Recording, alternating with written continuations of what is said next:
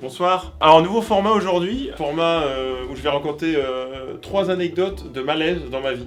D'où le titre Mes pires malaises, parce que comme il y en a 3, il y en a plusieurs, d'où l'accord au pluriel du titre de la vidéo.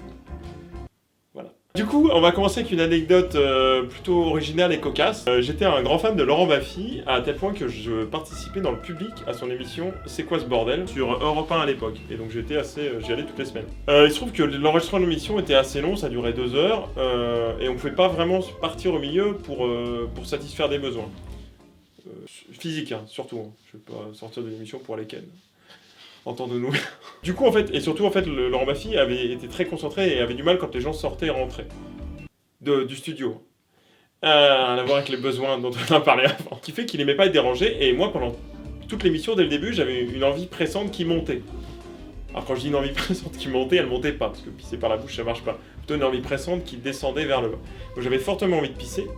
Et au bout d'une heure et demie, c'était vraiment horrible, c'est-à-dire au point de plus en tenir. Donc j'attends une petite pause pour y aller, et je vois un de mes potes avec qui j'allais beaucoup dans l'émission qui s'appelle Cyril, je l'embrasse Cyril, et qui me dit putain mec, faut que j'y aille aussi. Et là, dans ma tête, c'est le concours, c'est le premier qui va pisser, parce que moi je peux vraiment plus attendre. Sauf que lui, il chope le moment de sortie juste avant moi, donc il part du studio assez vite, il court, parce qu'il avait quand même très envie, puis il aime bien courir aussi, il fait du running. Et du coup, il part vers les toilettes, moi je suis derrière, et je le perds dans mon champ de vision. Donc je pars dans les toilettes, et là je me dis qu'il est déjà rentré dans les toilettes, et qu'il est là avant moi. Sauf que ce que je ne sais pas, c'est qu'il y a d'autres toilettes qui sont vers la gauche. Oui, c'est ça, la gauche. Vers la gauche. Et du coup, moi je me dis qu'il est dans les toilettes. Du coup, arrive le gros lourd. Moi, quand un mec est dans les toilettes avant moi et que je suis pressé, je toque à la porte très fort, je lui dis « Bah alors, tu fais plus pipi, caca, pourquoi c'est long? Bah dis donc, tu réponds pas. » Et je le provoque.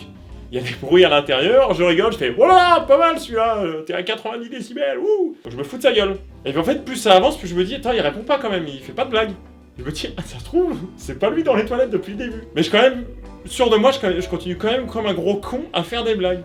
Mais vraiment comme un gros con. Et arrive le moment où il tire la chasse, je fais « Ah bah voilà, c'est pas trop tôt, dis donc. » Et même, pour le détail que j'avais oublié, il tire la chasse 2 fois. Ce qui fait que je fais « Ah bah dis donc, si ça a du mal à partir, je comprends pourquoi t'as mis du temps. » Voilà, donc je commande son caca finalement. Et là, la porte s'ouvre. Bien sûr, c'était pas Cyril. Je relève la tête, c'était Julien Clerc, qui a été invité dans l'émission. Donc, moi je suis dans le malaise absolu. Le mec, en fait, n'a même pas rigolé. Il est passé devant moi, il m'a évité. Il s'est même pas lavé les mains. Gros sale, Julien Clerc. Donc le pire là-dedans, c'est que moi je reviens dans l'émission, vraiment je suis pas bien, hein. Je suis au premier rang en plus dans le public, je peux pas croiser son regard. Donc, avant cette émission, puis à un moment, Baffy dit bah faut que j'aille pisser, et Julien Clerc le regarde droit dans les yeux, fait fais gaffe, il y a des mecs bizarres aux toilettes. Voilà, on va passer à un deuxième malaise. En dehors de cette chaîne, je travaille avec Romain de la chaîne Tech News et Test, mais aussi avec Ivan Martin, le rocker fêlé, qui est actuellement derrière la caméra, qui me fait coucou, mais on ne voit pas à l'écran, gros con. À l'époque, nous tournions des sketchs, et c'est moi qui m'occupais de ramener un peu tout ce qui était accessoires et compagnie sur les lieux de tournage. Il se trouve que ce jour-là, je me rends en trottinette, parce qu'à l'époque j'avais toujours cette trottinette électrique, je me rends en trottinette un dimanche matin, d'herbe et de bon temps. Du coup, avec Ivan, je me rends au tournage avec pas mal de matos dans mon sac à dos, et ma trottinette avec laquelle je me rends sur les tournages. Parce que c'est sympa en trottinette le dimanche matin, sauf quand il pleut évidemment. Ou qu'il a gelé, qu'il y a de la neige et que ça glisse. Sauf qu'il trouve que ce jour-là, il y avait un truc assez chiant, c'est qu'il y avait le semi-marathon de Paris. Et comme c'est Vigipirate, évidemment, il y a de forts contrôles de police, pas aux frontières, parce qu'il n'y a pas de frontières à Paris, ce qui fait qu'on peut quand même passer les contrôles.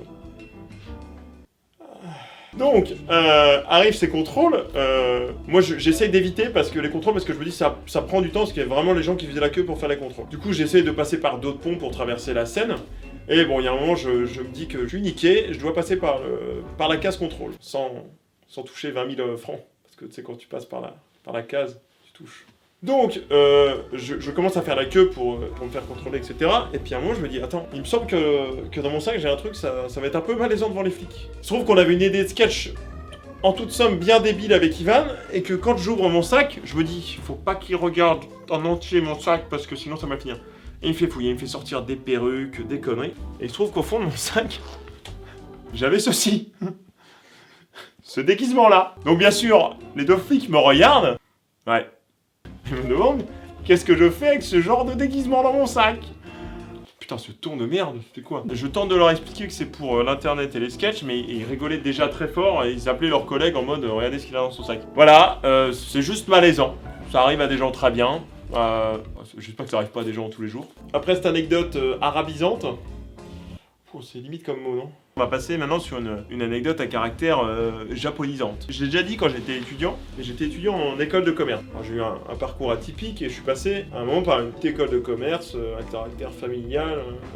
Et dans cette école, on avait des cours un peu à part, un peu exotiques. Quand je dis exotiques, c'était des cours français. Rien à voir avec l'exotissage. Oh putain! Dans ces cours-là, il faut savoir que c'était compté dans la moyenne de l'année. On avait des cours, peut-être pas celui-là, mais on s'en fout. C'était quand même complètement one again. On avait un cours qui s'appelait le Ki Coaching. Si vous connaissez la culture asiatique, il y a la maîtrise du Ki. La maîtrise du Ki, c'est un peu votre énergie intérieure. Vous le maîtrisez comme ça. Il faut maîtriser le Ki, le mettre en soi, le pousser pour que son Ki soit au centre. Bon, peu importe, c'est un truc asiatique. Et donc il faut savoir que ces gens qui maîtrisent très bien le Ki, ces maîtres, il y a des adversaires qui arrivent en face à eux et ils peuvent couper leur Ki à distance. Ce qui fait que le mec arrive pour se battre, ça lui coupe son Ki et il tombe comme ça, il a plus d'énergie. Heureusement que ça coupe pas 2 fois le Ki parce qu'après ça coupe ton Kiki. On était dans une salle de classe, donc t'imagines un cours de yoga dans une salle de classe? Bah non, on poussait les tables et les chaises sur le côté. Ce prof-là était au milieu de la classe et faisait vraiment ces exercices-là comme ça. Vraiment, c'est malaisant à regarder, mais on vivait ça en classe. Tout le monde devait l'imiter, etc. C'est pas compliqué, la moitié des gens, ils séchaient les cours, et l'autre moitié...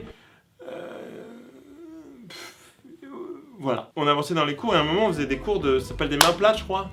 C'est de la baston où tu tapes pas vraiment, il y a ça dans les vidéos où les mecs vont très vite, tout, comme ça. Patman. Les Patman.